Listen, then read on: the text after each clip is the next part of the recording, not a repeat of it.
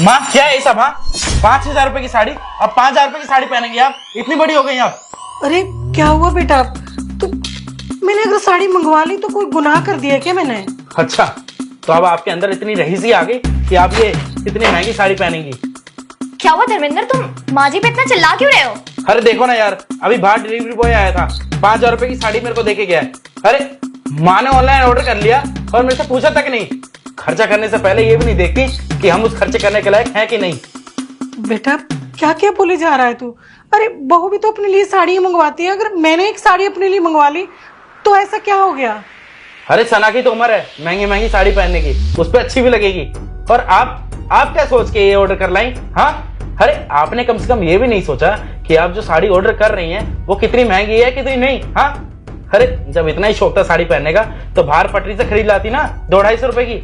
अरे मैं कमाता ही कितना हूँ, मुश्किल से 20-25 हजार रुपए की जॉब करता हूँ, बहुत मुश्किल से मेरा घर चलता है। आपको ये भी नहीं दिखता, मेरा कोई बिजनेस नहीं है, कोई 2 नंबर का काम नहीं कर रहा जो लाखों करोड़ रुपए कमा रहा हूँ मैं। बड़ी मुश्किल से थोड़े से पैसे कमा रहा हूँ और उसी से ये गुजारा चल रहा है इस घर का।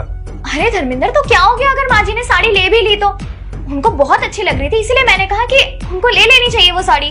तुम इतनी सी बात पे इतना गुस्सा क्यों कर रहे हो?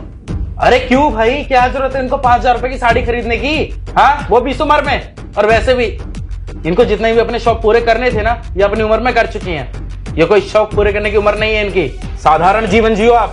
और हाँ माँ, आपको 2 वक्त की रोटी मिलती है ना इस घर के अंदर, वही काफी आपके लिए। नहीं तो जब मैं बाहर जाता हूँ ना जॉब के लिए तो बतेरे लोगों को देखा हूँ मैं पटरी पे, उनको तो खाना भी नसीब नहीं हो रहा है, और आपको खाना नसीब हो रहा है तो आप सटिया रही हैं। धर्मेंद्र, तुम्हें कोई गलत फहमी हुई है। माँ जी ने जो साड़ी ली है वो तुम्हारे पैसे से नहीं ली है। उनके पास जो उनकी पेंशन के पैसे थे उनसे उन्होंने वो साड़ी खरीदी है। बल्कि मैंने तो कहा था माँ जी से कि आप मेरे कार्ड से पेमेंट कर दीजिए, लेकिन नहीं, उन्होंने मना कर दिया साफ साफ, क्योंकि वो जानती है कि उनका बेटा मेहनत करके महीने के 20-25 हजार रुपए कमाता है और वो अपने बेटे के पैसों को इस तरीके से उड़ाना नहीं चाहती थी। तुम खामा खामे उन पर इतना गुस्सा कर रहे हो, और तुमने जो आज किया है ना माँ जी के साथ, वो बहुत ही ज्यादा गलत किया है। अरे मुझे एक बात बताओ, माँ जी तुमसे कभी कुछ मांगती है क्या? नहीं ना। उनके पास जो पेंशन के पैसे आते हैं वो भी तो वो हमें घर खर्च के लिए दे देती हैं। वो अपने लिए कभी कुछ नहीं लेती, ना ही तुमसे पैसे मांगती है अलग से। पहली बार उन्होंने अपने पेंशन के पैसे से खरीदा था कुछ, और तुम इतना गुस्सा कर रहे हो उनके ऊपर। और वैसे भी अगर वो तुम्हारे पैसों से भी कुछ ले लेती तो क्या चला जाता? वो तुम्हारी माँ है धर्मेंद्र, तुम्हारा फर्ज बनता है कि तुम उनका ख्याल रखो, उनकी जरूरतों को पूरा करो। पर तुमने तो आज जो किया है ना, शर्म आ रही है मुझे। आज एक साड़ी लेने पर तू मुझे इतना सुना रहा है? अरे मैंने बचपन से तेरे सारे शौक पूरे किए, चाहे उसके लिए मुझे अपना पेट ही क्यों ना काटना पड़े। तुझे याद है, तुझे बचपन में एक साइकिल पसंद आई थी, तेरे पापा ने साफ इनकार कर दिया था लेने से। मैंने उनके खिलाफ जाके तुझे वो साइकिल दिलाई, और तू एक साड़ी के लिए आज मुझे इतनी बातें सुना रहा है, यहाँ तक कि तूने मेरे हाथ से खाना तक फेंकवा दिया। और क्या कह रहा है तू कि मैंने अपने शौक पूरे कर लिए?